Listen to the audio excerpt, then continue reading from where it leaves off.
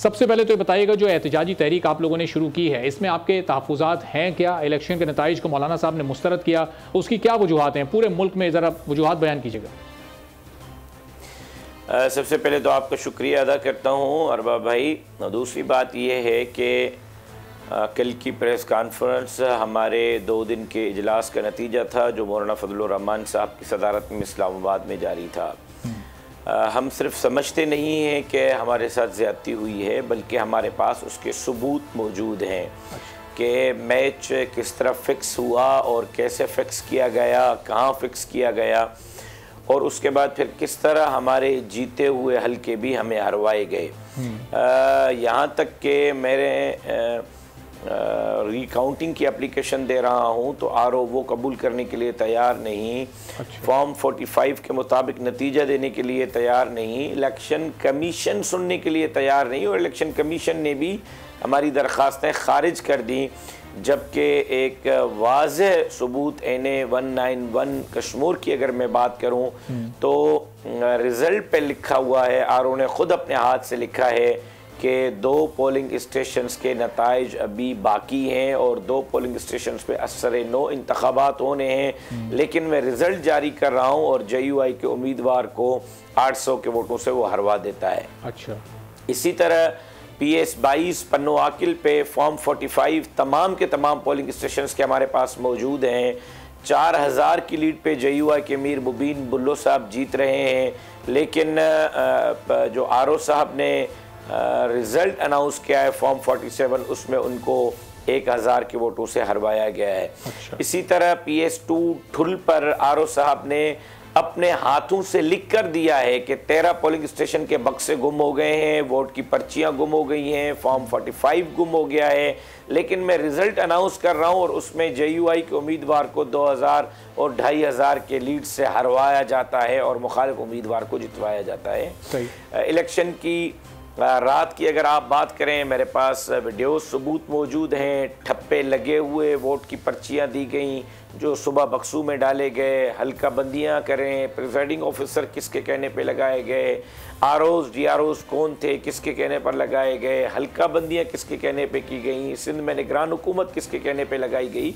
ये तमाम अवामिल हैं जो पहले दिन से एक जमात को लाडला बनाने के लिए किया गया और उसको लाडला बनाया गया है। तो जाहिर है कि जब आप अवामी मैंडेट का एहतराम 70 में नहीं करेंगे तो अवाम का रद्द अमल आया और फिर उस वक्त आप मुल्क नहीं बचा सके।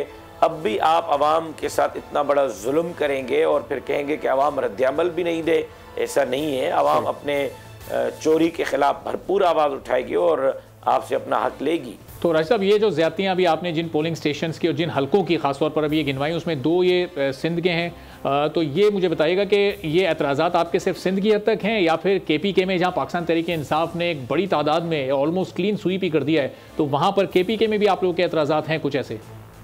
ऐसे नहीं है कि क्लीन स्वीप किया है। फिर आप क्यों नहीं कहते कि पंजाब में मुस्लिम लीग नून ने क्लीन स्वीप कर दिया है और सिंध में पीपल्स पार्टी ने, अंदरूनी सिंध में और कराची में MQM ने क्लीन स्वीप किया है? ये पहले से मैच फिक्स था। अच्छा। पहले से ये सब कुछ तयशुदा था कि JUI को नहीं आने देना, मजहबी जमातों को नहीं आने देना। हमारा जुर्म मौलाना फजलुर रहमान साहब का ये है कि वो जमहूरियत की बात करते हैं, पार्लियामान की बात करते हैं, आइन की बात करते हैं। मौलाना फजलुर रहमान साहब का जुर्म ये है कि मौलाना साहब फ़लस्तीन की बात कर रहे हैं, क़िबला अव्वल बैतुल मुक़द्दस की बात कर रहे हैं, इसराइल के ख़िलाफ़ खुलकर उन्होंने पाकिस्तान में इतने बड़े इज्तिमात मुनक़्क़द किए, कोई जमात नहीं कर सकी। क़िबला अव्वल से मेहमान बुला के अपनी स्टेज पे बिठा दिए। पाकिस्तान अफ़गानिस्तान की सूरत हाल कशीदा हुई, अमन के लिए इलेक्शन कैंपेन अधूरी छोड़कर मौलाना साहब काबिल पहुँच गए और कशीदगी को कम करने की कोशिश की। ये चीज़ शायद दुनिया को कबूल नहीं है कि एक मौलवी इतना बढ़ चढ़ कर आगे कैसे जा रहा है और मौलवी इतना बड़ा आगे बढ़ चढ़ कर हमारी पॉलिसियों को कैसे जो है ललकार रहा है। तो उसी आलमी पॉलिसी के पेश नज़र सब कुछ हुआ है। KPK में PTI को एडजस्ट इसलिए किया गया कि अवाम का गैज़ व ग़ज़ब बहुत ज़्यादा था उन्होंने समझा कि पीटीआई को एक सूबे में एडजस्ट करेंगे तो कुछ ना कुछ गुजारा हो जाएगा। मुस्लिम लीग नून और पीपल्स पार्टी को डील के तहत जो है वो इक़्तिदार दिया गया है। अच्छा, लेकिन वो एक जमात की जो आप बात कर रहे हैं राशिद साहब, कि आप एक जमात को इस वक्त लाडला बनाने की कोशिश की गई, उनको लाने की कोशिश की गई, तो वो आपका इशारा गालिबन मुस्लिम लीग नून की तरफ है। और सिंध में आपको जो शिकायत है वो ये है कि पाकिस्तान पीपल्स पार्टी को वहाँ पर आप लोग के नताइज तब्दील करके जितवाया गया है। तो ये फिर ये तो दो जमातें हो गई, इनमें से किसी एक से आपको शिकायत है या फिर ये दोनों ही पर आप ये इल्ज़ाम लगा रहे हैं कि उस निज़ाम का हिस्सा थी? 2018 में एक लाडला था, 2024 में 4 लाडले हैं। एक केपीके में बिठाया गया है, एक पंजाब में बिठाया गया है, एक अंदरून सिंध में बिठाया गया है, एक कराची में बिठाया गया है। अब एक लाडला उनसे नहीं संभला था, अल्लाह जाने 4 लाडले कैसे संभालेंगे। हमें लाडलों से कोई एतराज़ नहीं है, लाडलों के लाने वालों से एतराज़ है कि उन्होंने मैच फिक्स किया। तो राशिद साहब, ये जब पीडीएम में ज़ाहिर मौलाना साहब उसके सरबराह थे तो उनको नहीं अंदाज़ा था कि उनके अंडर में पीडीएम के पास जो दीगर जमातें हैं, नून लीग के पास भी एक लाडला है, उसमें आपने पीपल्स पार्टी को भी आप लाडला कह रहे हैं, दीगर जमातों पर भी आपका इशारा है, तो मौलाना साहब को उस वक्त नहीं अंदाज़ा हुआ तो ये क्या डील हो रही है, क्या मामला चल रहे हैं? उस वक्त लाइल थे मौलाना साहब बिल्कुल? मेरे भाई आपने अपने इंट्रो में भी पीडीएम की बात की। पीडीएम उस दिन ख़त्म हो गई थी जिस दिन ये हुकूमत बनी थी पीडीएम की, या जिस दिन हुकूमत ख़त्म हो गई थी। निगरान सेटअप के आते ही पीडीएम का वजूद नहीं था। अगर पीडीएम होती तो मैं लाड़काना में पीपल्स पार्टी के चेयरमैन का मुकाबला न करता, लाहौर में मुकाबला न करता, डेरा इस्माइल खान में पीपल्स पार्टी के उम्मीदवार मौलाना फजलुर रहमान साहब का मुकाबला न करते, और फिर हमारा यहाँ जीडीए के साथ इत्तेहाद न होता। पीडीएम इंतखाबात से पहले ख़त्म हो चुकी थी। इलेक्शन में हम एक दूसरे के ख़िलाफ़ लड़े हैं, भरपूर अंदाज में लड़े हैं। कोई पीडीएम का वजूद नहीं है। पीडीएम हुकूमत के जाते ही ख़त्म हो चुकी। अच्छा राशिद साहब, पीडीएम में तो पीपल्स पार्टी तो बहुत पहले ही अलहदा हो गई थी, वो तो कोई साल 1.5 साल पहले ही बिल्कुल अलग हो चुके थे और वो हुकूमत में इत्तेहादी के तौर पे मौजूद थे। लेकिन मियाँ साहब के साथ तो और शहबाज शरीफ साहब के साथ, मुस्लिम लीग नून के साथ तो आप लोगों की मौलाना साहब की मुलाकातें भी चल रही थी, कुछ बातचीत भी हुई थी, कुछ सीट एडजस्टमेंट के मामला भी इलेक्शन से पहले डिस्कस हुए थे। वो फिर कोई फाइनल नहीं उस तक आप पहुँच सके थे, कोई फैसला नहीं हो सका था, लेकिन उनके साथ तो आपके टर्म्स अच्छे थे, मामला अच्छे थे। उस वक्त मौलाना साहब को नहीं अंदाज़ा हुआ कि ये क्या होने जा रहा है आगे? मामलात अभी भी अच्छे हैं, मामलात हमारे किसी के साथ ख़राब नहीं हैं। हम पुरअमन सियासी लोग हैं। हमने इसी जमहूरियत के लिए, इसी आइन के लिए, इसी पार्लियामान के लिए जनाजे उठा दिए। मौलाना फजलुर रहमान साहब पर 3 खुदकुश धमाके हुए। एक जलसे से हमने 80 कारकुनों वर्करों के जनाजे उठाए। मैंने अपने वालिद का जनाजा उठाया और मौलाना फजलुर रहमान साहब ने 100 से ज़ायद अपने अहम ओहदेदारों के जनाजे उठाए हैं। हमारा किसी से कोई बंदूक की लड़ाई नहीं है। हमारी लड़ाई इलेक्शन कमीशन और उसको डील करने वालों के साथ है कि आपने हमें फैसिलिटेट नहीं करना। हम आपसे ये मुतालबा नहीं कर रहे कि आप हमारे सहूलतकार बने, हमें अपना जो है वो लाडला बनाएं। हमारा सिर्फ एतराज़ इस बात पे है कि जो हल्के हम जीत चुके हैं, जहाँ आवाम ने हमें मैंडेट दिया है, वो भी आपने हमें हरवाए हैं। चाहे वो बलूचिस्तान में है, चाहे वो केपीके में है, चाहे वो सिंध में है, चाहे वो पंजाब में है। हमारा मुतालबा सिर्फ इतना है कि हमारा चोरी मैंडेट हमें वापस दिया जाए। ये मुतालबा अगर नाजायज़ है तो आप कहें कि आपका गुस्सा भी नाजायज़ है, एहतजाज भी नाजायज़ है। आइन और कानून के दायरे में पार्लियामेंट में बैठकर हम काम करना चाहते हैं, वो भी आपको अच्छा नहीं लगता। आइन और पार्लियामेंट के दायरे में रहते हुए हम रोड पे मुजाहरा करना चाहते हैं, धरना देना चाहते हैं, वो भी आपको अच्छा नहीं लगता। फिर आप ही बता दें कि जमीयत उलमा इस्लाम ने करना क्या है, मौलाना फजलुर रहमान साहब ने करना क्या है, कौन सा किरदार अदा करना है। ना आपको वो पार्लियामेंट में अच्छा लग रहा है, ना पार्लियामेंट के बाहर अच्छा लग रहा है। पार्लियामेंट में बोलता है तब भी आपको एतराज़ है, रोड की तहरीक चलाता है तब भी आपको एतराज़ है। तो फिर एक रास्ता मुतय्यन कर लें कि ये JUI का रास्ता है। सही। और राशिद साहब, ये जो आप जब कहते हैं कि आपको आपका जायज़ मैंडेट वापस हो, इससे मुराद फिर कितना मैंडेट है? यानी कौमी असम्बली की कितनी नशस्तें आप लोग के ख्याल में आप लोग यानी JUI जीती है, और फिर सूबाई असम्बली की जो नशस्तें हैं उस पर कितनों के नताइज तब्दील हुए? आपका एक्चुअल फिगर क्या है आपके जहन में? अरबाब साहब, आप भी बादशाह आदमी हैं, सवाल तो ऐसे पूछ रहे हैं जैसे अभी मैं जवाब दूंगा और आप फौरन कोई आर्डर जारी करेंगे और मेरे हल्के खुल जाएंगे। पिछले तक जो फैसला साज है उन तक आपका मौक़िफ़ तो पहुंचे ना, कम से कम कि आपको कितने हल्कों पर शिकायतें हैं? धरने दे रहे हैं, मुजाहरे कर रहे हैं, उसमें हम एक एक हल्का बता रहे हैं। मैंने आपको बताया कि RO को इन रिटर्न दरखास्त दी, उसने खारिज कर दी है। इलेक्शन कमिश्नर के पास गए, उसने दरखास्त खारिज कर दी है। इस्लामाबाद गए, उसने दरखास्त खारिज कर दी है।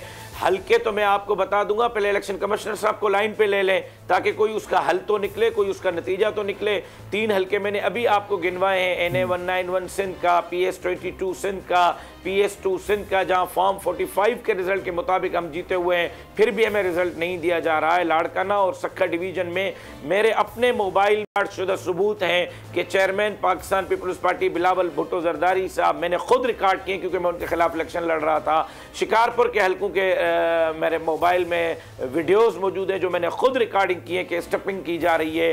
5-5 हज़ार लोग जो है वो पोलिंग स्टेशन के अंदर बैठे हुए हैं। आपको अगर मैं वीडियो न दिखाऊं, जो आप सजा कहें वो आप मुझे दे सकते हैं। पोलिंग स्टेशन पे कभी आपने सुना है 5,000 लोग? तो बिलावल साहब के जलसे में नहीं थे, मेहड़ में बिलावल साहब के नौशर फिरोज के जलसे में 5,000 लोग नहीं थे, और पोलिंग स्टेशन के अंदर 3,000, 4,000 और 5,000 लोग बैठे हुए थे।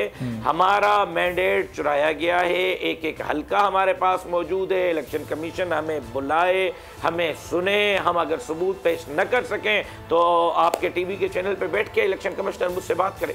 अच्छा, आप सर ज़ाहिर इलेक्शन कमीशन से आप ऑफिशियल्स को बुलाने की बात कर रहे हैं, वो तो 8 तारीख की रात से ऐसे गायब हैं कि सिर्फ प्रेस रिलीज़ या कोई एलामिया या इस तरह की कोई चीज़ सामने आ जाती है उनकी, वरना वो लोग तो ज़ाहिर टीवी पर आकर बात करते भी नहीं आमतौर पर।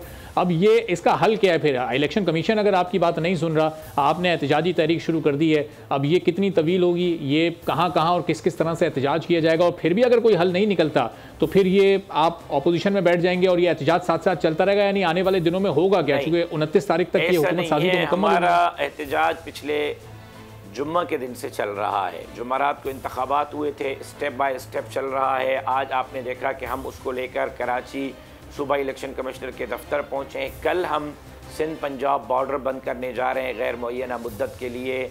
घोटकी से, कश्मीर से और सक्खर मोटरवे से कोई गाड़ी पंजाब से सिंध में और सिंध से पंजाब में दाखिल नहीं होगी। उस वक्त तक हम बॉर्डर नहीं खोलेंगे जब तक हमारे जायज़ मुतालबात नहीं माने जाते। उसके बाद अगला स्टेप हमारा ये है कि सिंध असेंबली के घेराव करने का हमने ऐलान किया है कि किसी भी मेंबर को हलफ उठाने के लिए असेंबली में अंदर नहीं जाने देंगे। कल पीर साहब पगाड़ा ने एहतजाजी मुजाहरा कॉल कर रखा है हैदराबाद में, हम उसमें शिरकत कर रहे हैं। GDA JUI मिलकर एहतजाज की हिकमत अमली बना रही है। इसी तरह खैबर पख्तूनख्वा, बलोचिस्तान, पंजाब की जमातें अपने अपने तौर पर एहतजाज शुरू कर दिए हैं, जो आपको नज़र आ रहे होंगे टीवी पर। बिल्कुल। और आज पाकिस्तान तहरीक इंसाफ ने भी, आज बैरिस्टर गौहर साहब ने भी एक एहतजाज का ऐलान किया है, तो उसमें आप लोग शिरकत करेंगे? तो सुन लें, कुछ राब्ते हैं आप लोगों के आपस में? जी, मेरी गुजारिश सुन लें। जी जी जी। आगे हमने कल मरकजी मजलिस आमला ने अपनी जनरल कौंसिल को सिफारिश की है कि अब इस पार्लिमानी सियासत से हमारी बस हो गई। 27 साल की उम्र से 72 साल की उम्र तक 50 साल मौलाना फजलुर रहमान ने दाढ़ी और पगड़े वाली के हाथ में वोट की पर्ची दी है, कलाशन कोफ उसके हाथ से छीनी है, उसको आइन के साथ कमिटेड रखा है, जमहूरियत के साथ रखा है, पार्लियामान के साथ रखा है, और उसकी सज़ा हमें ये मिली है। अब हमने अपनी जनरल कौंसिल को सिफारिश की है कि हमारी जनरल कौंसिल फैसला करे कि आइंदा जमीयत उलमा इस्लाम पार्लिमानी सियासत का हिस्सा नहीं बनेगी।